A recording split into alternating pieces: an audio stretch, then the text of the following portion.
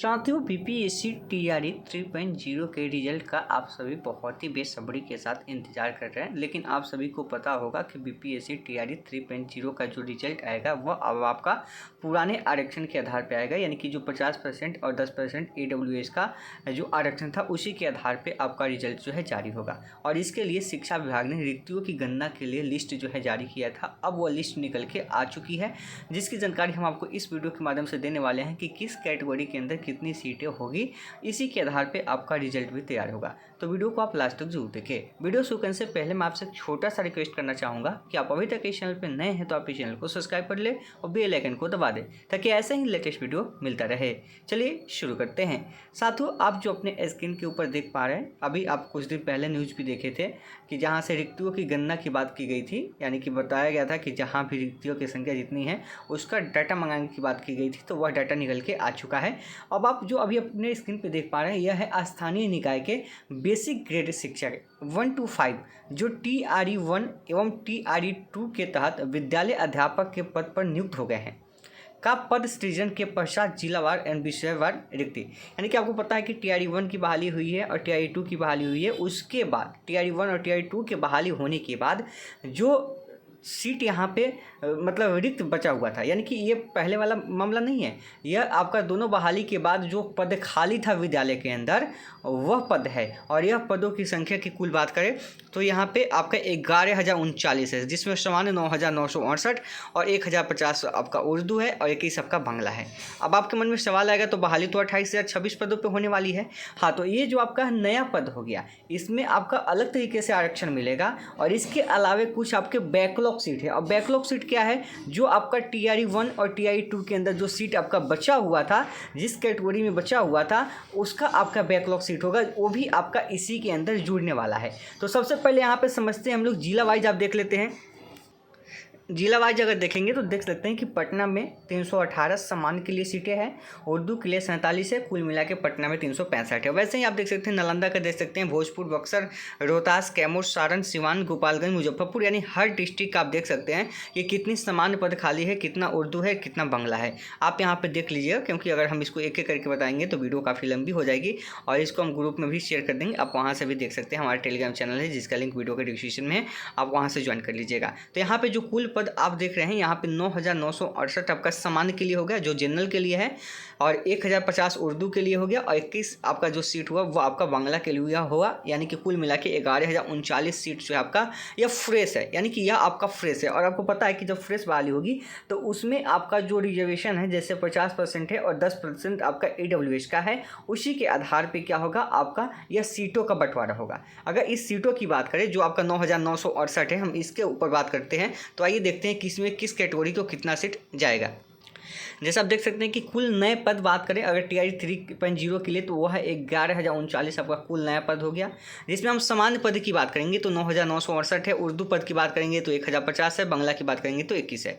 हम यहाँ पे सामान्य पद यानी कि 9,968 के आधार पर हम कैटेगरी वाइज सीटों का बंटवारा करते हैं।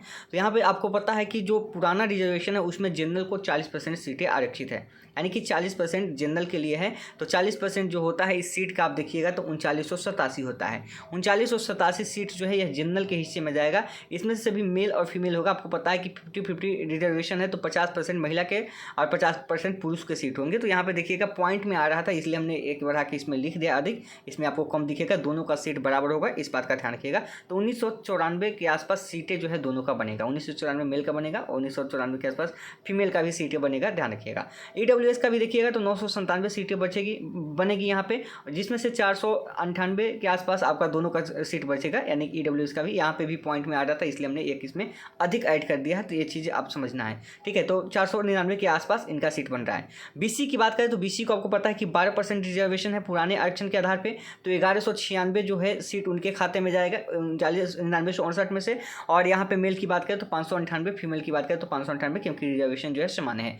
ईडब्ल्यूएस की बात करें तो ईबीसी की बात करें तो ईबीसी 18% रिजर्वेशन है, आपको पता है। तो कुल इसमें देखिएगा तो 18% जो होता है वो 1794 897 सीट होता है, जिसमें से 897 सीट मेल के खाते में जाएगा और 897 सीट फीमेल के खाते में जाएगी। उसके अलावा एससी की बात करते हैं तो 16% आरक्षण है, जिसमें 1594 या 95 की सीट आसपास बनेगा।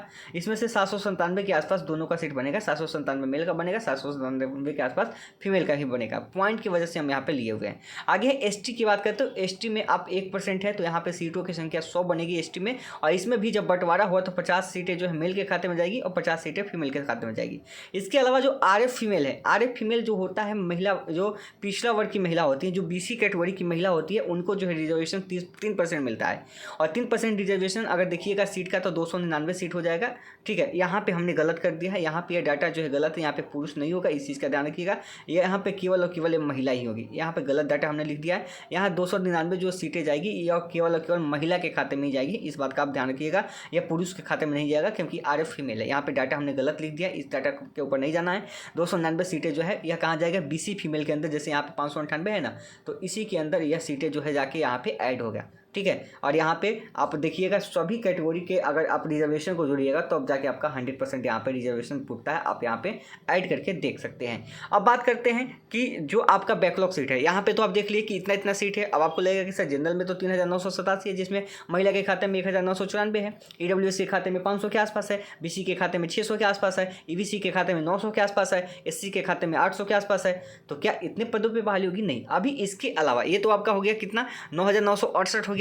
और आपको पता है कि जो आपका 28,026 बहाली था उसमें से जनरल का सीट कितना था आपका, 21,771। 21,778 में से देखिए 9,968 सीटें पे बहाली, मतलब यह आपका नया वाला आरक्षण है जिसमें सबको बराबर बराबर मिलेगा। इसके आधार पर जितनी भी सीटें रह जाती है आप माइनस कर लीजिएगा, जितनी भी सीटें इसमें से जनरल में से बचती है। टोटल तो 28,026 था, उसमें से उर्दू का पद भी था, तो अभी तो हम समान पे ही रिजर्वेशन बना रहे हैं, तो 21,771 पद था, उसमें से 9,968 आप माइनस कर दीजिएगा, तो जितनी भी सीटें बचेगी 10-12 हज़ार जो भी बचेगी, अब वह क्या होगा, इसमें आके ऐड होगा। अब क्या होगा, इसमें आके ऐड होगा, जनरल में भी ऐड होगा, सब कैटेगरी के अंदर ऐड होगा। और यह ऐड कैसे होगा कि पिछले जो आपका टीआरई 1 या टीआरई 2 बहाली हुआ था उसमें जो सीटें बची हुई है बैकलॉग सीटें, अब होता क्या है कि उसमें हर कैटेगरी का अलग अलग होगा, तो उसमें आपको 50-50 रिजर्वेशन नहीं मिलेगा, ध्यान रखिएगा। उसमें जितनी सीटें जिस कैटेगरी का होगा, जैसे फाइनल बहाली हो गया, उसके अलावा बच गया कि चले जनरल का 500 सीटें बच गया तो जनरल को 500 सीटें दे दीजिए। एग्जाम्पल हम बता रहे हैं, अगर जनरल का 1000 सीट बच गया तो जनरल के खाते में डायरेक्ट 1000 सीट यहाँ पे हो जाएगा। उस जनरल के अंदर देखा जाए कि फीमेल का कितना सीटें हैं, फीमेल का 300 है तो फीमेल के खाते में 300 जाएगा। जनरल का अगर 700 बच गया है तो 700 यहाँ पे जाएगा। ये नहीं है कि उसमें मेल फीमेल होगा, उसमें मेल फीमेल नहीं होगा, क्योंकि वो आपका ऑलरेडी जो सीट था वो ऑलरेडी 50% बहाली हुआ था, उसमें मेल फीमेल पहले से हो रखा था। मेल फीमेल करने के बाद जो सीटें बचती है वो अलग अलग कैटेगरी का बचता है। उसमें बीसी फीमेल का बचा होगा मान लीजिए 500 सीट, तो वह 500 सीट आके बीसी फीमेल में ऐड होगा।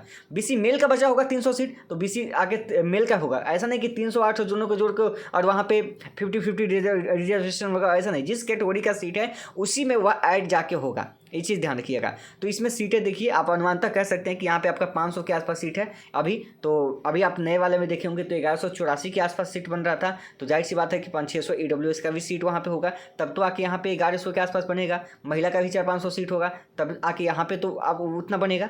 तो बैकलॉग सीट में आरक्षण नहीं मिलेगा। बैकलॉग सीट जो है आपका टीआरई 1 या टीआरई 2 की बहाली है, वो तो पहले ही आपका ऑलरेडी आरक्षण के आधार पर हुआ है, ऑलरेडी रिजर्वेशन के आधार पर बटा हुआ है, और उसमें जो सीटें बच गई है वही सीटें डायरेक्ट आके इसमें आके ऐड होगी। जिसमें जितना सीट बचा होगा वो डायरेक्ट आके आपका इसमें ऐड हो जाएगा, और इसी के आधार पे जो आपका कैटेगरी वाइज सीट है वह डिसाइड हो जाएगा कि कितना होगा। तो बाकी अब जो लिस्ट है जो पुराना वाला है अब उसका डेटा आने दीजिए कि किस कैटेगरी का कितना है, तब आपको क्लियर पता चल जाएगा कि किस कैटेगरी के अंदर कितनी सीटें हैं। अभी इस नए वाले पद जो सृजन हुए हैं 11,039, उसके आधार पर समान की बात करें तो इतनी पद आपको यहाँ पे देखने को मिल सकता है अलग अलग कैटेगरी का। तो यहाँ से आप देख सकते हैं। उम्मीद है ये चीज़ें आप समझ गए होंगे, ठीक है। और आगे जो डाटा आएगी उसी के आधार पे इसमें सीटें और ऐड हो जाएगी सब कैटेगरी के अंदर, फिर फाइनल संख्या निकल के आ जाएगी, उसी पे आपका मेरिट लिस्ट बनेगा, यह बीपीएससी को भेज दिया जाएगा।